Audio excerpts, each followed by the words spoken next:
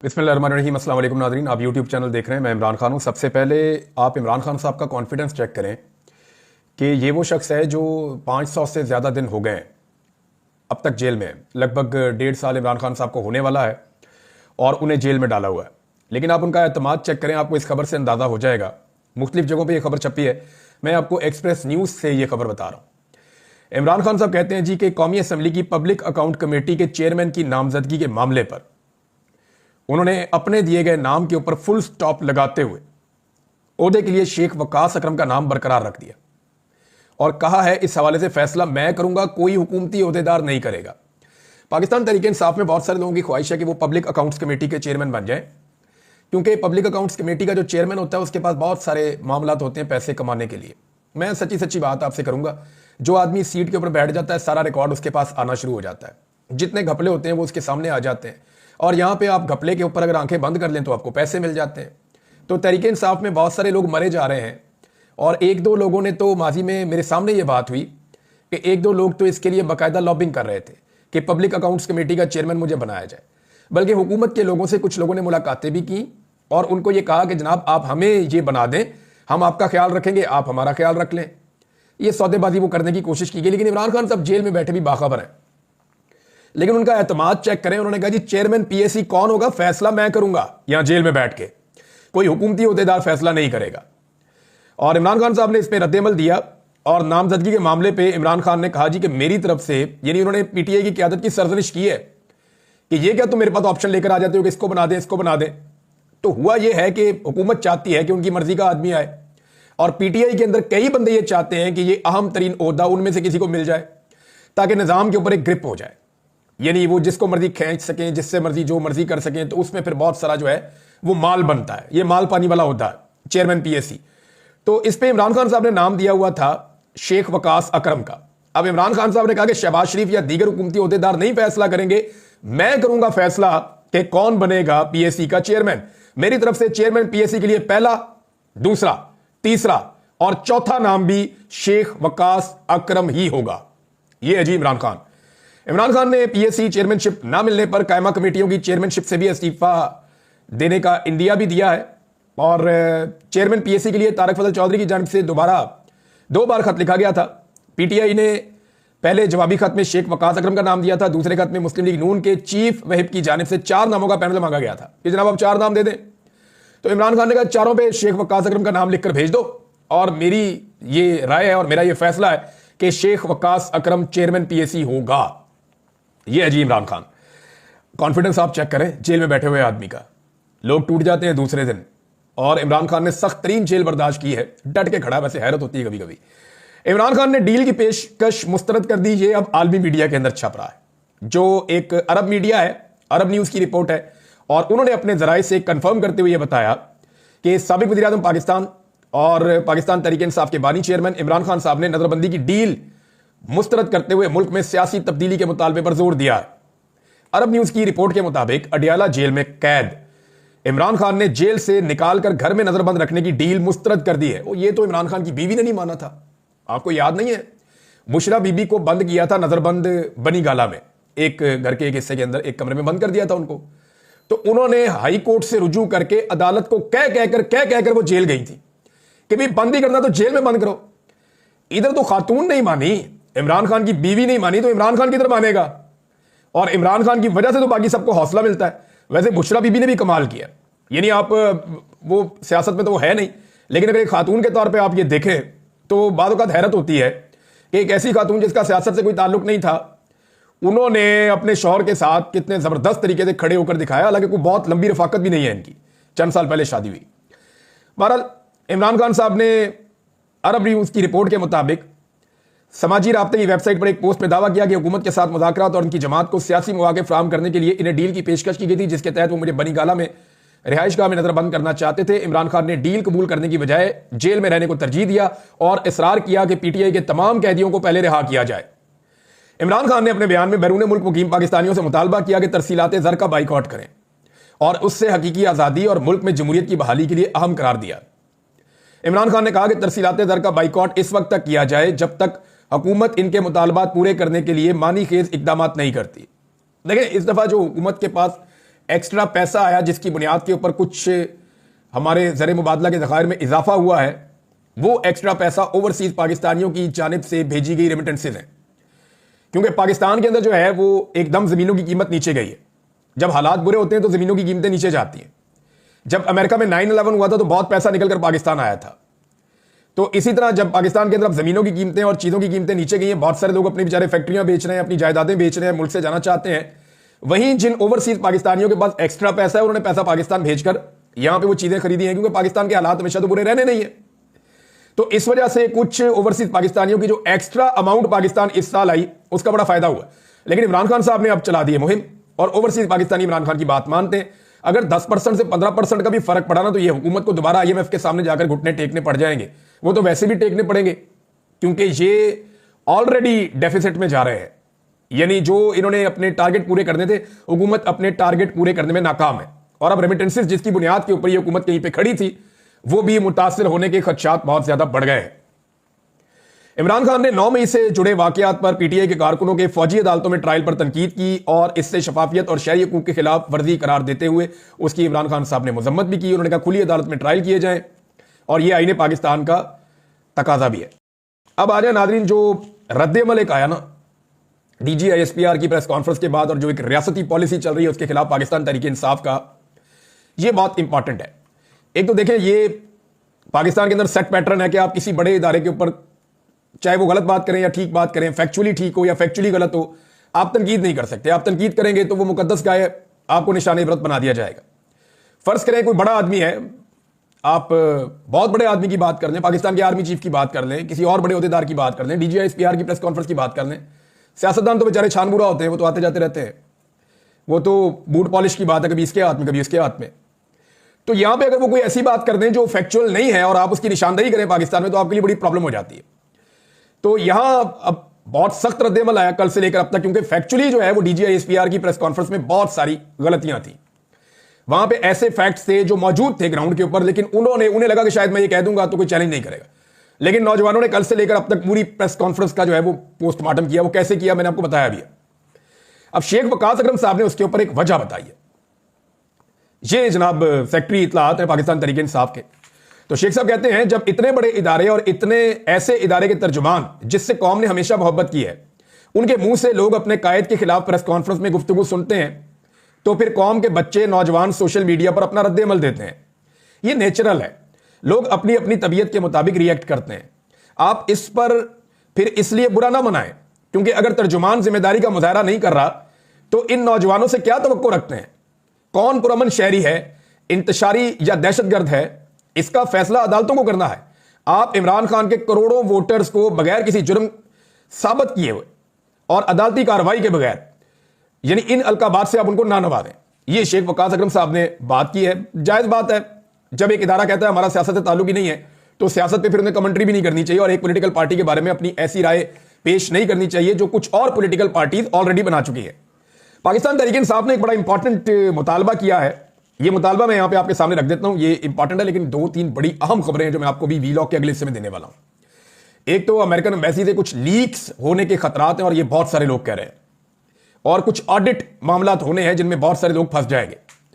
और यहां इस्लामाबाद में कुछ बड़ी अहम मीटिंग्स हो रही हैं।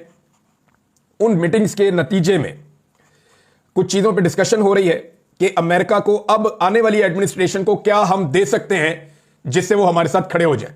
तो मैक्सिमम के ऊपर डिस्कशन हुई है। यहां मेरे एक सोर्स ने मुझे कुछ चीजें बताई है, मैं वो आपके साथ शेयर करता हूं। मुझे ये तो कंफर्म हो गया कि डिस्कशन हो रही है। किन चीजों पे हो रही है उस पर हम बात कर लेते हैं।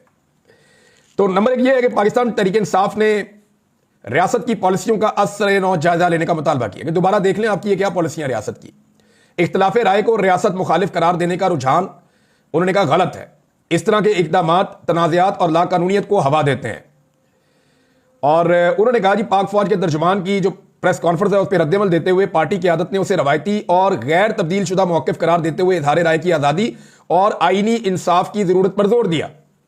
PTI के मरकजी सेक्रेटरी इत्तलाआत शेख वकास अकरम ने एक तफसीली प्रेस रिलीज में अदालती मामलात में फौजी अदालतों के इस्तेमाल को तनकीद का निशाना बनाते हुए आईनी निज़ाम पर मुज़िर असरात के बारे में खबरदार किया।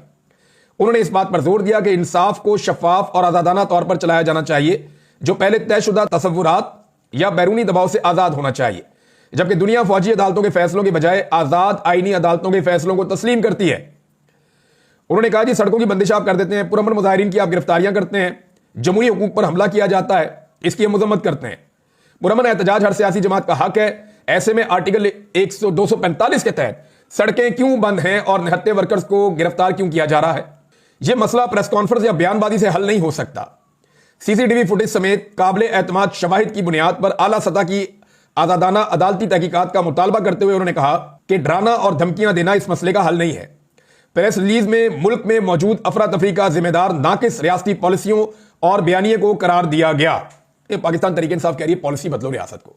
एक पॉलिटिकल पार्टी को दीवार से लगाने के चक्कर में पूरे पाकिस्तान को अपने खिलाफ कर देना, यह कोई दानिशमंदी नहीं है और इससे यह मामला खत्म नहीं होगा। इंसाफ के तकाजे पूरे किए जाएं तो चीजें खुल सकती हैं। अब जैसा कि देखें, जुडिशियल कमीशन अगर बन गया तो वो साबित कर देगा ना कि पाकिस्तान तहरीक इंसाफ के लोगों ने गोलियां चलाई या सिक्योरिटी फोर्सेज ने गोलियां चलाई। जुडिशियल कमीशन बना दे, उनका क्लेम है पीटीआई का कि गोलियां सिक्योरिटी फोर्सेज ने चलाई। डीजीआई एसपीआर का क्लेम है कि नहीं गोलियां पीटीआई ने चलाई। तो इसके ऊपर एक जुडिशियल इंक्वायरी करवा दें। जुडिशियल इंक्वायरी में सबके इंटरव्यूज हो जाएंगे, फुटेज भी देख ली जाएगी, सीसीटीवी फुटेज मांग ली जाएगी, तमाम रिकॉर्ड तलब करके वो जुडिशियल कमीशन आपको बता देगा किसने क्या किया है।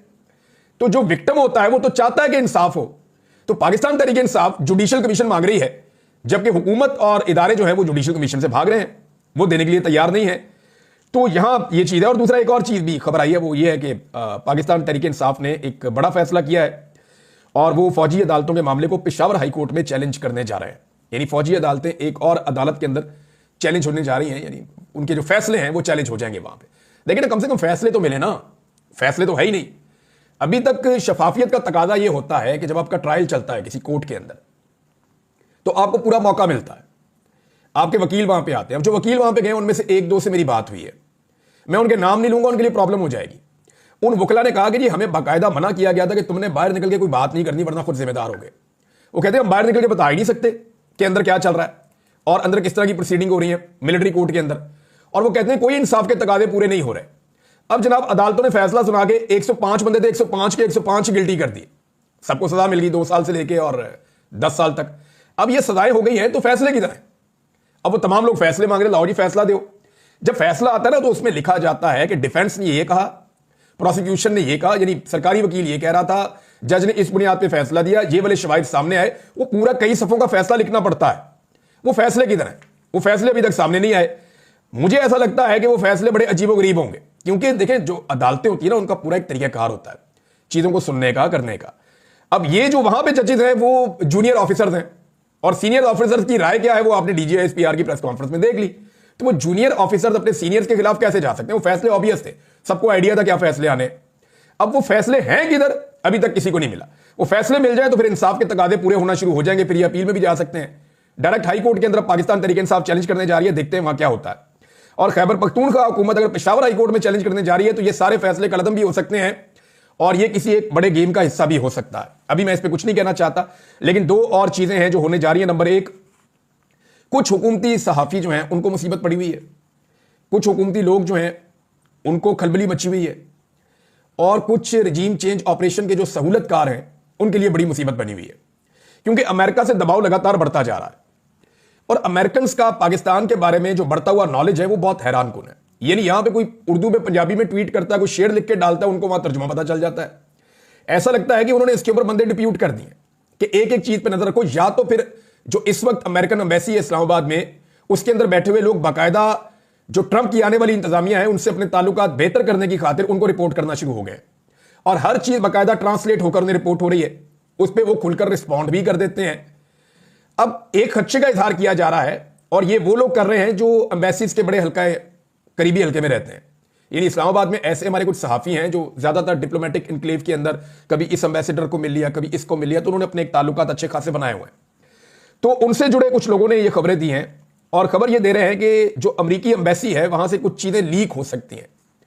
यानी ये लीक हो सकती हैं कि रिजीम चेंज ऑपरेशन के दौरान में कितना पैसा कैसे खर्च हुआ, किस किस से मुलाकात की गई, मुलाकात के अंदर किस तरह की बातें की गई, और वो जो मिनट्स हैं उन मीटिंग्स के या मुलाकातों के जिनको बाद में लिखा जाता है वो केबल्स जो है वो लीक हो सकती हैं। और उनके लीक होने से ये पता चल सकता है कि पाकिस्तान में जो रिजीम चेंज ऑपरेशन हुआ उसमें किसका क्या किरदार था। फर्ज करें उस वक्त जो अमेरिकी सफीर है उनकी जो मुलाकातें एस्टेब्लिशमेंट के लोगों से हुई या जिन सहाफियों से हुई या जिन सियासतदानों से हुई उनके अंदर किस किस्म की डिस्कशन हुई, अगर ये चीजें रिवील हो जाती हैं, बाहर आ जाती हैं, तो इसमें बड़ा प्रॉब्लम आ जाएगा। इनसे अगर पर्दा उठ जाता है तो रिजीम चेंज ऑपरेशन का पूरा जो स्ट्रक्चर है वो आपके सामने आकर खड़ा हो जाएगा। और इस डर से अब कुछ लोग खुलकर कहना शुरू हो गए, हम तो इसके खिलाफ थे, हम तो करने नहीं चाहते थे रिजीम चेंज, ये तो हमसे जबरदस्ती करवाया गया, ताकि कल को बजाय इसके कि हम इसके बेनिफिशियरी गर्दाने जाएं, हम कह देंगे हम तो विक्टिम है। और ये सारा कुछ पड़ जाएगा उन लोगों के खाते में जिन लोगों ने जा जाकर मुलाकातें की थी। अब वो लोग इस खच्चे का इजहार करें, दूसरा कुछ ऑडिट भी वो करवाएंगे। ये तो मेरे पास एक और सोर्स से भी खबर आई है अमेरिका से, वो ये कह रहे हैं कि अमेरिकन एक ऑडिट करवाना चाहते हैं जो आने वाली हुकूमत है कि पाकिस्तान में किस किस को कितना पैसा दिया गया, वो पूरा का पूरा छापो और लिखो कि किस ग्रुप ने कितना पैसा लिया, किस एनजीओ ने कितना पैसा लिया, और वो जो कुछ उन्होंने लिया उसको कहां खर्च किया उसके ऊपर ऑडिट किया जाए और ये सारी रिपोर्टें मंगवाई जाए। माजी में होता यह था कि जिसके अमेरिका में अच्छे ताल्लुकात है, अमेरिका ने पाकिस्तान को इमदाद का ऐलान किया तो डायरेक्ट इमदाद हुकूमत को देने के बजाय वो एनजीओ के जरिए भी खर्च करते थे, इदारों के जरिए भी खर्च करते थे, तो वो इमदाद उनके पास जाती थी, पूछने वाला ही कोई नहीं था। यानी लाखों करोड़ों डॉलर उसके अंदर खा गए, मिलियंस ऑफ डॉलर्स। तो अब उसके ऊपर एक ऑडिट होगा तो आपको बहुत सारे पर्दानशीनों का पता चलेगा कि ये भी पैसे ले गया, ये भी पैसे ले गया, ये भी पैसे ले गई। मरियम नवाज ने कुछ पैसा, यानी इसके ऊपर तो बाकायदा वो एक ट्वीट भी हमारे सामने आया हुआ है, ये सैयद कामरान ने ट्वीट किया है और रिचर्ड ग्रेनल को इसके अंदर उन्होंने जो है वो मेंशन किया है। उन्होंने कहा जी हम पाकिस्तानी आपसे डिमांड करते हैं कि इन्वेस्टिगेट करेंगे 70 मिलियन अमेरिकी डॉलर्स जो हैं, 70 मिलियन अमेरिकी डॉलर्स, ये बहुत ठीक ठाक अमाउंट होती है, 7 करोड़ अमेरिकी डॉलर अरबों रुपए बनते हैं। ये टैक्स पेयर का पैसा था, अमेरिकन का, और मिशेल ओबामा ने ये पैसा मरियम नवाज के लिए अनाउंस किया था, बच्चों के स्कूलों के लिए। अच्छा, इसमें से वो क्लेम ये करते हैं सैयद कामरान साहब के एक पैनी भी खर्च नहीं की गई। अच्छा, 1-2 प्रोग्राम मरियम नवाज ने किए थे छोटे छोटे स्कूलों के अंदर उस दौर में, जब मरियम नवाज के वालिद वजीर आजम थे, ये गई थी जाके मिशेल ओबामा से इन्होंने मुलाकात की थी, 70 मिलियन अमेरिकन डॉलर्स की इमदाद आई थी। वो पैसा कहां गया उसके बारे में अभी तक कुछ आइडिया नहीं है। मरियम नवाज को बहुत बड़ी चीजों का सरबराह भी बनाया गया था, ओहदे भी दिए थे, नवाज शरीफ साहब ने बाद में तनकीद हुई तो हटा दिया गया। अब नाजरीन, इस्लामाबाद के अंदर एक बड़ी अहम बैठक जारी है, उसके अंदर कुछ बंदे अमेरिका से पहुंचे हैं, कुछ बंदे पाकिस्तान से बैठे हैं, और तमाम स्टेक होल्डर्स बंद कमरा करके सर जोड़ के बैठे हैं और कुछ चीजों के ऊपर डिस्कशन हो रही है। मुझे सिर्फ इतनी इंफॉर्मेशन मिली, और इसके साथ जो इजाफी इंफॉर्मेशन है वो ये है कि कोशिश ये की जा रही है कि अमेरिका को कुछ ऐसी चीजें ऑफर कर दी जाए जिसके नतीजे में अमेरिका इमरान खान के मामले के ऊपर अपना हाथ खींच ले और कम से कम इस मामले को छोड़ दे और इंसानी हुकूक की खिलाफ वर्जियों के ऊपर पाकिस्तान के ऊपर सख्ती ना करे। अब जो ऑप्शन हो सकती है वो क्या हो सकती है? देखिए, अमेरिका को पाकिस्तान से 5-6 चीजों का ही प्रॉब्लम रहता है ना, वो 5-6 चीजें पाकिस्तान से चाहता है जो पाकिस्तान कभी करता है कभी नहीं करता। डिक्टेटर होते हैं तो फौरन कर देता है, सियासतदान होते हैं तो उनको जरा फिक्र रहती है कि लोग क्या सोचेंगे, तो वो नहीं करते। लेकिन जो चीजें ऑफर की जा सकती हैं वो क्या है? Under discussion. Number 1, America Pakistan पर मजीद पाबंदियां लगा सकता है, दिफाई नुक्ता नजर से आपको महदूद किया जा सकता है ताकि आप दूर तक हिट ना कर सके।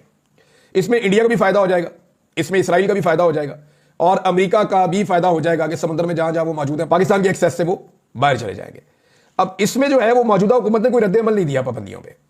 हुकूमत की आपने देखा, शहबाज शरीफ हो, इसहाक डार, सारे चुप हैं, बोल नहीं रहे, ना नवाज शरीफ। तो क्या ये आइंदा भी ऐसे ही चुप रहेंगे अगर अमेरिका ऐसा करता जाए? तो एक ये ऑप्शन है। दूसरा, इसराइल के मामले पर क्या डोनाल्ड ट्रंप की इंतजामिया को यकीन दहानी करवाई जा सकती है? यानी ऐसे बहुत सारे इकदाम पाकिस्तान में उठाए गए हैं जिससे इसराइल बहुत खुश होगा। यानी फलस्तीन का आप झंडा उठाए आपको मार पड़ती है, गिरफ्तार कर लेते हैं। आप एहतजाज करें इसराइल के खिलाफ तो आपको मार पड़ती है, आपको गिरफ्तार कर दिया जाता है, और ये बार बार होता रहा है। तो ये एक नई चीज हमने पाकिस्तान में पहली मरतबा देखी और इसको भी बतौर हथियार इस्तेमाल किया जा सकता है। अफगानिस्तान में अमरीकी मफादात के लिए एक कलील मुद्दती एक कशीदगी शुरू हो सकती है जिसका आगाज कर दिया गया है। यानी पाकिस्तान में दहशतगर्दी बड़े लंबे अरसे से हो रही है, पाकिस्तान बार बार कहता रहा अफगानिस्तान से आ रहे हैं, लेकिन एरियल स्ट्राइक्स हमने अब की हैं और यह साबित हो चुका है गुज़िश्ता 24 घंटों के अंदर कि जनरल बाजवा और जनरल नदीम अंजुम साहब, इनकी और मिलिट्री एस्टेब्लिशमेंट की ये पॉलिसी थी कि तालिबान को वापस लेकर आना है। पीटीआई इसकी मुखालिफ थी, लेकिन ये तालिबान को पीडीएम की हुकूमत के साथ मिलकर वापस लेकर आए मुसल्लह लोगों को, और उसके बाद पाकिस्तान में दहशतगर्दी का वो सैलाब आया जो अभी तक जारी है। लेकिन अफगानिस्तान में अटैक करके क्या पाकिस्तान ये पैगाम देना चाहता है कि, और इस तरह के कुछ बयान जो हैं वो हुकूमत के जो करीबी लोग हैं उनकी तरफ से आ भी रहे हैं कि जो अमरीकी मफादात हैं खित्ते में उनको फिर पाकिस्तान पूरा करेगा। तो जैसे अमेरिका पाकिस्तान में करता था ड्रोन अटैक, एरियल स्ट्राइक, ऐसे ही पाकिस्तान अफगानिस्तान में कर सकता है। ईरान के हवाले से अमरीकी मफादात के साथ पाकिस्तान जा सकता है। यहां पे एक फायदा यह दिया जा सकता है, भारत से ताल्लुकात नॉर्मल करना। कश्मीर पहले ही आपके एजेंडे के ऊपर नहीं है, भारत के कहने पर हम तो ट्रॉफी लेकर नहीं गए गिलगित बल्तिस्तान में या आजाद कश्मीर में, तो ये क्यों हुआ? यह भी एक बड़ा सवाल है। रूस और चीन के साथ ताल्लुकात अमरीकी रजामंदी से मशरूत कर देना या उसके साथ मुंसलिक कर देना, ये वो चीजें हैं जिनको अंडर डिस्कशन लाया जा सकता है, जो इस्लामाबाद के अंदर डिस्कशन चल रही है। क्योंकि अगर ये सारी चीजें आप देते हैं ट्रंप को, तो मे बी वो सोचे कि ये अमेरिका के और उसके इत्तेहादियों के बड़े मफादात हैं, तो शायद वो चंद कदम पीछे हटने का सोचे। लेकिन अभी तक तो सिचुएशन ऐसी नहीं है। अभी तक तो जो ट्रंप ने कहा या उसकी टीम ने कहा वो उसके ऊपर डट के खड़े हैं। और ये चीजें जो हैं ये अमेरिका के एजेंडे पे आज से तो नहीं है, बड़े लंबे अरसे से है, और ये एजेंडा चलता भी रहेगा।